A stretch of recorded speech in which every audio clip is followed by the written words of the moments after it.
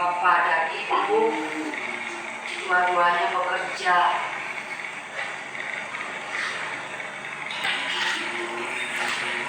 Kamu kami titipkan di rumah tetangga. Sesudah mulai agak besar,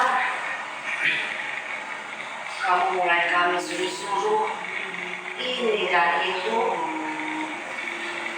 untuk nganter bantu ibu kamu atau bapak.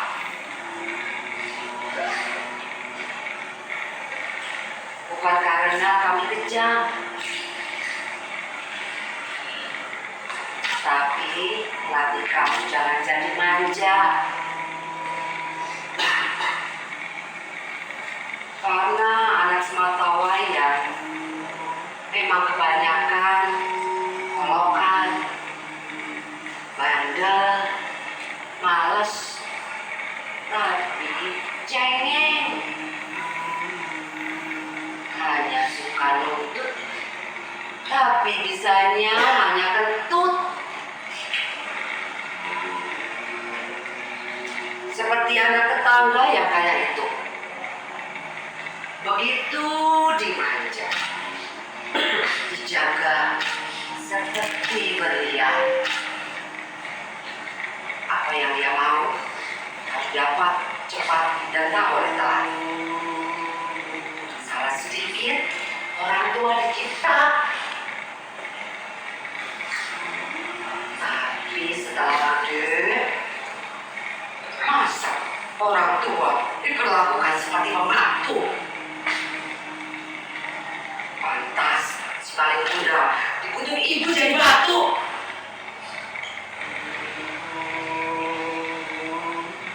Kamu tidak begitu sayang. Kamu tidak manja. Tidak kecewa orang tua tidak punya apa-apa. Kamu bukan anak durhaka. Kamu tidak pernah menuntut.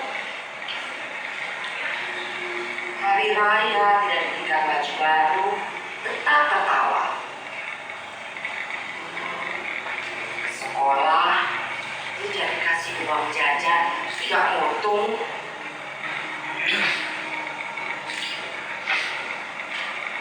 Tak bisa beli buku, tetap bintang kelas.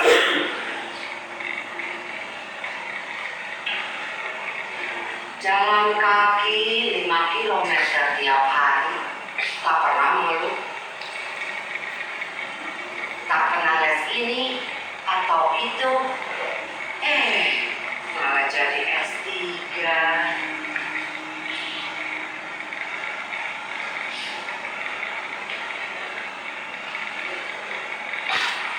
Tapi lihat itu anak-anak sekarang terlalu manja.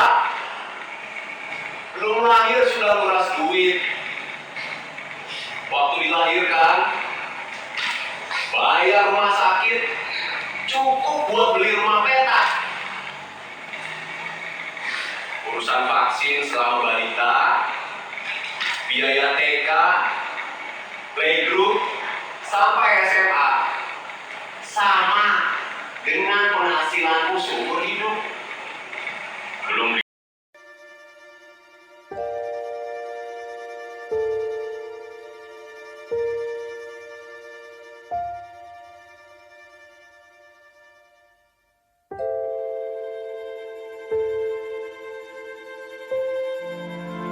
yang ada di depan manusia hanyalah jarak dan batasnya adalah ufuk. Begitu jarak ditempuh, sang ufuk menjauh. Yang tertinggal adalah jarak yang itu juga abadi. Perbuatan manusia dilakukan oleh otak manusia dengan hati manusia yang degil. Pada manusia kita harus hadapkan kata-kata Tuhan tidak pernah berpihak pada yang kalah. Maaf. Bukan pada siapapun, hanya pada manusia. Iya mas, kau heran? Aku pribumi. Memang, aku lebih berhak mengatakan diriku induk. Tetapi, Aku lebih mencintai dan mempercayai Mama. Sekali dalam hidup, biarlah aku suapi suamiku. Kau akan menjadi sahabat kami berdua. Tidak ada hubungannya dengan seni lukis. Hanya untuk menyambung hidup, bukan untuk mengisi hidup. Dari pembaca-pembaca Melayu yang buta huruf dan tahu tergerak perasaan mereka, tersinggung perasaan keadilan mereka, Mika. Apa Mama tidak bilang pada mereka? Mereka telah merampas hak istriku. Bagi dia, tidak ada yang lebih agung daripada menjadi orang Eropa. Mereka mengancam hendak membawa persoalan ini pada mahkamah agama asal. Anakku tidak boleh dijual oleh siapapun. Secepatnya dia akan dibawa ke Amsterdam. Dia benar-benar Protes. memprotes.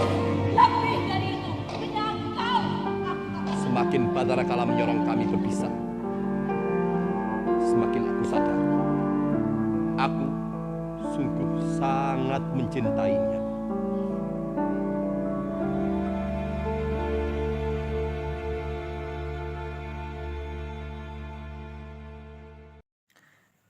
Bismillah, Assalamualaikum warahmatullahi wabarakatuh. Perkenalkan, nama saya Dian Rizky Amalia dengan stambuk A11120026, Prodi Pendidikan Bahasa dan Sastra Indonesia. Saya dari kelas A semester 3 angkatan 2020. Yang terhormat, dosen pengampu mata kuliah apresiasi prosa fiksi dan drama, Bapak Dr. Agustan SPD MPD dan Ibu Ade Nurul Izati SPD MPD. Di sini saya akan menjelaskan tentang materi apresiasi prosa fiksi dan drama. Pertama-tama perlu kita ketahui apa itu prosa fiksi. Nah, prosa fiksi dalam kesusastraan sering disebut juga dengan istilah fiksi. Kata prosa diambil dari bahasa Inggris yakni prose. Prosa atau fiksi memiliki arti sebuah karya naratif yang menceritakan sesuatu yang bersifat rekaan, hayalan, tidak berdasarkan kenyataan, atau dapat juga berarti suatu kenyataan yang lahir dan berdasarkan hayalan. Menurut Sujiman tahun 1984 pada halaman 17 menyatakan bahwa fiksi adalah cerita rekaan, kisahan yang mempunyai tokoh, lakuan, dan alur yang dihasilkan oleh daya hayal atau imajinasi. Nah, jika berbicara tentang fiksi, maka konteksnya mengingatkan kepada karya sastra. Sebaliknya, jika berbicara karya sastra, maka konteks tersebut akan mengarahkan kepada sebuah karya sastra yang bersifat fiktif. Adapun jenis-jenis prosa. Prosa dibagi menjadi dua jenis. Yang pertama prosa lama dan yang kedua prosa modern. Dalam prosa lama terdapat dongeng, mite, legenda, fabel, hikayat, cerita penggeli hati, dan cerita perumpamaan. Dalam prosa modern itu sendiri terdapat cerpen atau cerita pendek dan novel. Nah, apa itu drama? Secara etimologis, kata drama berasal dari bahasa Yunani. Asal katanya dramoi, artinya menirukan perbuatan yang mengutamakan gerak. Menurut kamus, drama adalah suatu karangan dalam bentuk prosa atau fiksi yang disajikan dalam dialog atau pantomim. Drama suatu cerita yang mengandung konflik tokoh yang dipentaskan.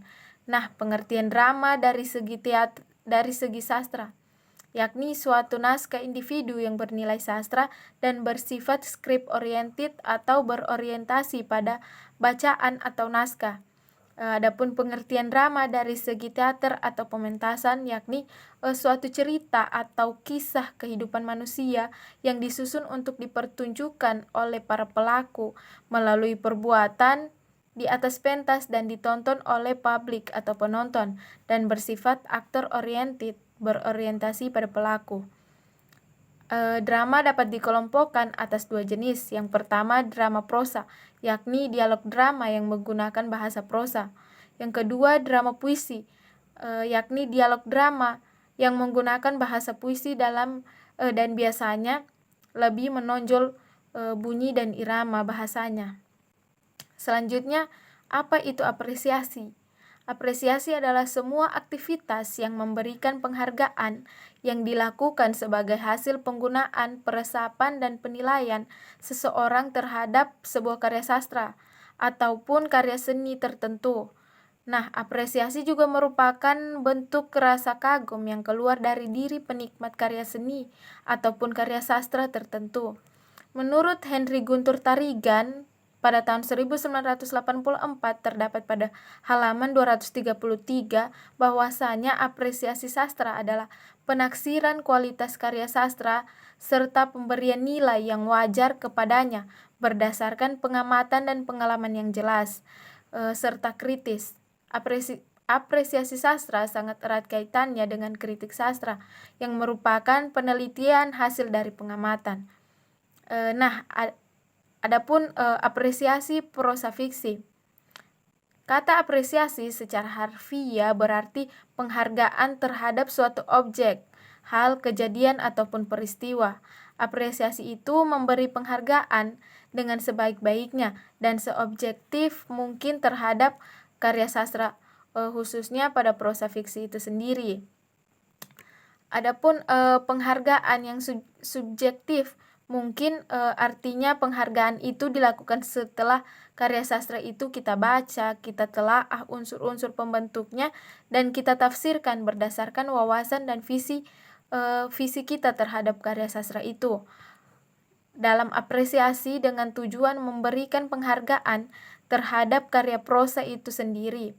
Nah, kita haruslah bisa membongkar dan menjelaskan hal-hal yang berkenan dengan ukuran keindahan dan kelebihan karya prosa itu sendiri. Dengan demikian, penghargaan yang diberikan dapat diharapkan bersifat tepat dan objektif. Adapun apresiasi dapat dilakukan melalui beberapa tahap. Yang pertama, tahap penikmatan atau menyenangi.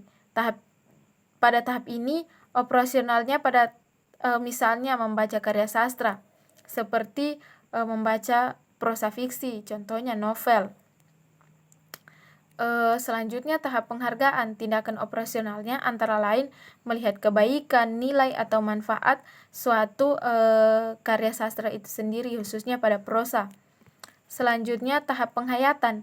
Tindakan operasionalnya adalah menganalisis lebih lanjut akan suatu karya, mencari hakikat atau makna suatu karya beserta argumentasinya, membuat tafsiran dan menyusun pendapat berdasarkan analisis yang telah dibuat. Selanjutnya tahap penerapan. Pada tindakan operasional tahap ini tindakan operasionalnya adalah melahirkan ide baru, mengamalkan penemuan atau mendayagunakan hasil operasi dalam mencapai material, moral, dan struktural untuk kepentingan sosial, politik, dan budaya. Menurut Herman J. Waluyo tahun 2002 pada halaman 44 berpendapat bahwasanya apresiasi biasanya dikaitkan dengan seni. Apresiasi drama berkaitan dengan kegiatan yang ada sangkut pautnya dengan drama, yaitu mendengar dan berakting dengan penuh penghayatan yang sungguh-sungguh. Kegiatan ini membuat orang mampu memahami drama secara mendalam, merasakan cerita yang ditayangkan, serta mampu menyerap nilai-nilai yang terkandung dalam drama dan menghargai drama sebagai seni dengan kelebihan dan kelemahannya. Selanjutnya, apresiasi drama juga dapat dan harus dipandang sebagai suatu sarana memanusiakan manusia, terdorong dengan tiba-tiba ke arah imajinasi untuk mengerti, untuk menyadari, dan dengan penuh kepastian ke arah tahu jati diri. Lebih bagus lagi kalau apresiasi itu menumbuhkan yang pertama rasa ingin tahu tentang kehidupan di balik drama itu. Yang kedua ingin berlatih menjadi dramawan. Yang ketiga ingin menjadi seperti tokoh-tokoh. Yang keempat, muncul rasa mendalam bahwa hidup itu seperti tergambar dalam drama. Ada yang keras, lembut, galak, menggoda, penuh tantangan, dan lain-lain. Dengan apresiasi, orang dapat memahami drama. Orang dapat memahami drama itu penting tidak bagi hidupnya. Seringan apapun drama, tentu ada kepentingan bagi kehidupan. Demikian apa yang dapat saya jelaskan. Lebih dan kurangnya saya mohon maaf. Wassalamualaikum warahmatullahi wabarakatuh.